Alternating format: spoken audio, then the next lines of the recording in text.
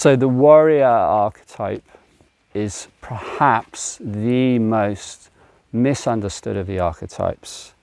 And in many people, there's often a reluctance to engage. The image of the warrior just might seem like something that isn't very attractive, or it might fit with violence or damage. So it often gets pushed away. But this energy is so essential. This fierceness is essential for living a healthy, balanced life. And it's also really, really important for our personal development, for our spiritual development. So I'm going to say a little bit about how the archetype works, and also about how we can access that more within our lives. And the first thing to say about the warrior is it's all about action. It's all about getting out there and doing things in the world. It's the energy that wakes up in us when we feel inspired to really do something that we care about. It's the energy that people access if they're really standing up for something they believe in, even if there's others around who've different opinions. It's the energy that's used by people who respond, emergency services like the paramedics or the fire brigade, who are taking action in the event of an emergency. And it's also the energy that's needed to set boundaries with the situations and people within our life, so we can create time and space for the things that we actually care about, and boundaries with ourselves, to be able to hold ourselves, to structure ourselves as we move through life so we can grow in the way that we want to grow. And often it's hard to access these energies because many of us didn't receive a healthy imprint of this archetype when we were growing up. It's very common, not necessarily because our parents were bad or wrong, but just because they weren't perfect, that they weren't able to access this archetype in themselves, which means that it's very difficult for them to set boundaries with children. And if you grew up in an environment where parents were either unable to set boundaries, the children just kind of ran free, it was a very permissive environment, which can seem very attractive, but actually that's extremely dysregulating for the nervous system of a child. There needs to be some containment, there needs to be some structure that actually helps them to grow up and feel safe. And of course it can go the other way, where parents are overly rigidly enforcing boundaries or setting them in a violent way, or even invading the space or invading the boundaries of a child. And this all has an effect on us. If we experience that, then we get that imprint, and we either deflate in this energy, not being able to access it, or there can be a kind of inflation, a compensation for our inability to work with it in a healthy way. So I start with the deflation because it's perhaps more common, and it's certainly something that I experienced. I was stuck in that deflation for a number of years, and the interesting thing is that I had no idea about that. I was very much on a spiritual path, doing a lot of meditation, and it's not like I had a problem with that archetype, but there was a subtle weakness, a subtle inability to move towards or claim what I wanted in my life, and a lack of power and agency within myself. And this is extremely common. If we're in the deflated, we can feel kind of weak, like we don't have the strength to stand up for ourselves or to say no to what we don't want. We can become a kind of doormat. And there's this archetype of the Mr. Nice Guy or a people pleaser, where we're just a kind of doormat for everyone else's feelings. And not being able to access this energy also affects us in many areas of our lives. It affects our ability to claim and make money. It affects our ability to move towards a partner. It affects our ability to be sexual, to be able to access this primal, powerful life force. Energy is really important for healthy libido. So if we're moving through life in this deflated state, it can feel like something is missing, like we just don't kind of have the oomph to move forward in our lives.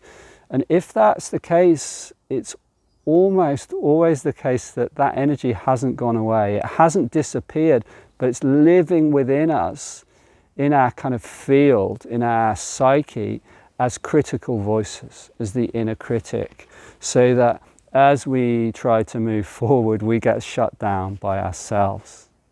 And we often don't experience the part of us that's doing the shutting down, but we just experience a kind of weakness.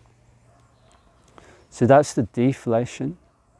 And of course, if you're in that, every so often, the anger might pop out. And we might find ourselves, often it's extremely common with partners, we find ourselves when we're triggered acting a little bit like a toddler. A kind of toddler tantrum comes out of us because this energy is unintegrated. So we may flip into an inflation for a few moments and then we're back to deflation. And some people live in the inflation for longer periods. So people who are extremely aggressive, often underneath there's a kind of feeling of weakness. And it can be way more subtle than that. It can come out as a kind of entitlement or a rigidly controlling the environment and expecting people to do what they say. And often that comes not from a sense of power within, but from a sense of, I feel so weak and helpless, I need to control my environment just to actually feel okay. So there's the deflation and the inflation. And both of these energies come about if we aren't able to have a healthy relationship with anger. So anger is this emotion that we need to have a relationship with in order to be able to work with this archetype. And anger is an extremely interesting emotion developmentally. If we don't have our needs met, if a child doesn't have their needs met, there's an initial response of calling out for parents, but there's also a protest. And this protest behavior in children becomes very clear when they develop their know, when they become toddlers. And it's a really important part of development. And if that protest energy isn't met, or if the needs of a child are not available for a prolonged period and the protest is actually not working, then this energy becomes shut down.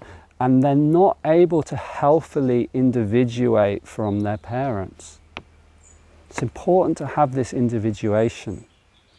And if that doesn't occur, often the imprint of the parents, the imprint of the environment in which they grew up in, kind of lives there within consciousness and affects them through self-judgment, through self-belief.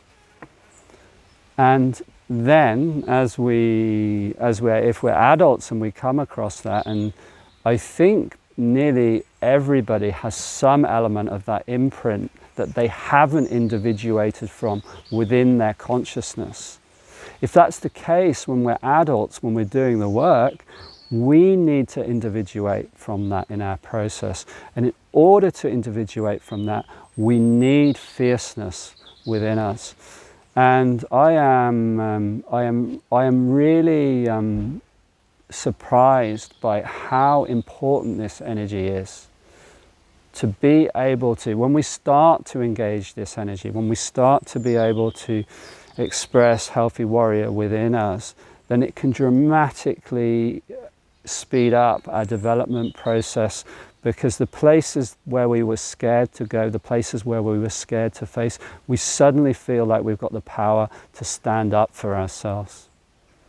And there's actually been scientific studies done on this where people, even if they engage in an entirely physical way, so people who have a lot of developmental trauma and they start doing weightlifting or yoga that builds a feeling of strength, the feeling of strength within them, then actually that has an impact on how they can move through and grow in the therapeutic process.